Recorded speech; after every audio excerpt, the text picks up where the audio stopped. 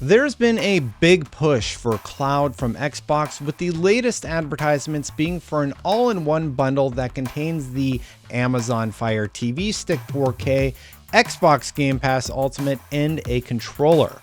With this new partnership, we wanted to take a look at the latest mega company to get in on the big push for cloud streaming that Microsoft has been championing, and see how it stacks up against the other big provider in this sector, Samsung. Since 2022, Xbox and Samsung have been partnering together to offer the Xbox Cloud Gaming service built directly into select Samsung televisions, including the Samsung QN90B that we'll be using for testing purposes today.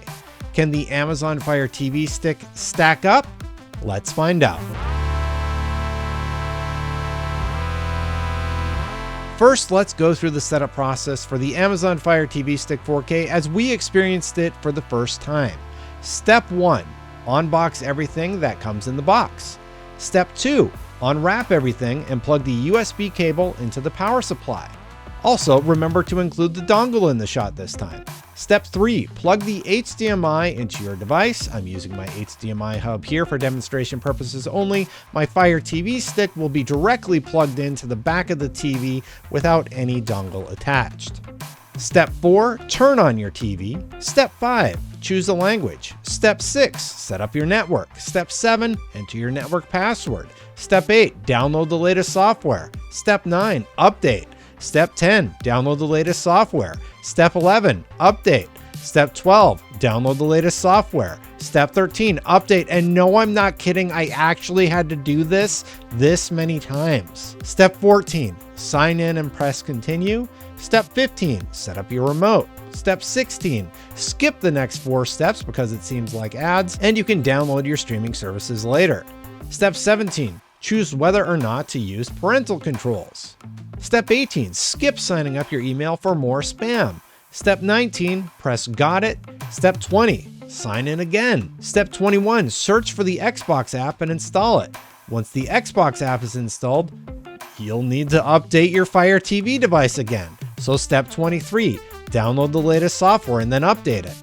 Step 24, download the latest software and then install and update. Step 25, download the latest software and then install and update.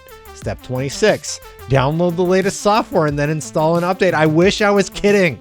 I'm not. You really have to do it this many times. Step 27, once that's done, download the latest software and update one more time. Step 28, and now you're good to go. Just sign into the Xbox app and then pair your controller. It's fairly painless. And step 30, finally, be sure your television is set to game mode to continue.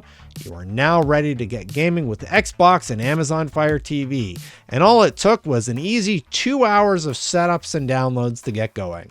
Now, how do they stack up? Let's start with loading times. In all seriousness, now that I've spent a few days with both of these options, I have to admit that the fact that you're not playing on a console kind of fades away for certain games when they're running well. I have a very fast internet connection, and I kept the majority of my game time to a few titles: Halo Infinite, Forza Horizon 5, Doom Eternal, and Mass Effect Legendary Edition.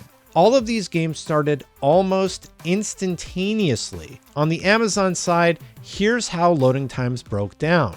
Halo Infinite took about 14 seconds to launch. Forza Horizon 5 took about 22 seconds to launch.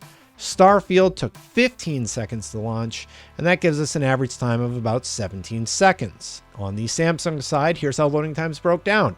Halo Infinite took 17 seconds to launch. Forza Horizon 5 took 19 seconds to launch. Starfield took 18 seconds to launch, and that gives us an average time of about 18 seconds. So while the average loading time based on 3 titles was only about 1 second apart, it's pretty clear that both of these services are bringing games up almost as fast as an actual console would when booting from a cold state. No downloads, no updates, you're just good to go. One of the smartest additions I've seen from Xbox in recent years on console was to include cloud streaming as an option to try out a game while it downloads in the background. The difference here being that you don't need the console at all, and you're just into it almost instantaneously. But there is one big problem with this streaming device, and all streaming devices if I'm being honest. That problem is input latency. Input latency is the time it takes for a button you've pressed to go from your controller, travel through the Bluetooth airwaves, and come out as a signal on your television. This is what causes that feeling of disconnection with most streaming services, and while my findings indicate that it's far better here than anything I've really experienced, it's still not where it needs to be just quite yet. To test this, we don't have a perfect methodology, but we can get somewhat close by filming the television at 120 frames per second and calculating the number of frames it takes for the action to appear on the screen. This will give us the total input delay, and unfortunately, because the Amazon Fire TV Stick 4K is technically an external device, we did see some spikes here when comparing it to the internal Samsung television input latency. When testing both Halo and Doom Eternal, the Amazon Fire TV Stick came in with a 44% higher input delay than Samsung. Samsung had an average of 87.49 milliseconds of input delay for Halo Infinite, while Amazon had 137 milliseconds of input delay. For Doom Eternal, Samsung saw 102 milliseconds of input delay, while Amazon had almost 160 milliseconds of input delay. This is one instance where you could definitely blame the controller for having a bit of trouble getting each shot to connect. But even with all of that said, these numbers are somewhat impressive. Let me explain.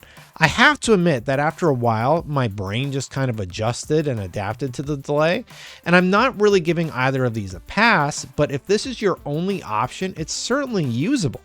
And for games like Mass Effect Legendary Edition, which doesn't really require cat-like reflexes, the game felt better than, say, a first-person shooter. Do both have some ways to go? Absolutely.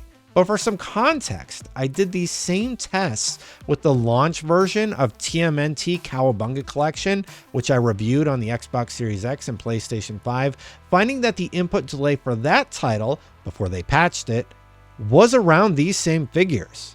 And while that game was not optimized in the slightest at launch, that leaves me very impressed with where Xbox currently is with their cloud streaming technology.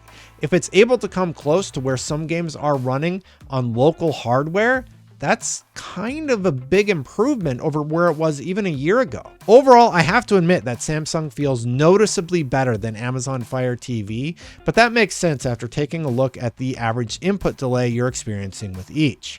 This can be attributed to the fact that the Samsung television is doing all the processing internally for their input tests versus the Amazon Fire TV Stick 4K, which would introduce a bit of latency from the fact that it's external. You have to plug it in, so that right there sets it apart just a little bit.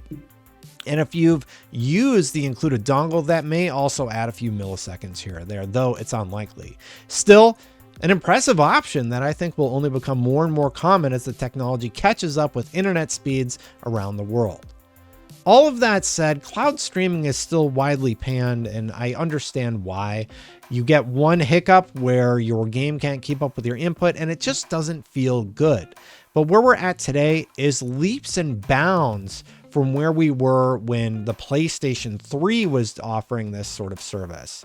And even PlayStation has improved, and we have Nvidia to choose from. There's a lot of good services out there right now that are trying to push this technology forward. But what do you think? Do you think cloud gaming is going to catch on?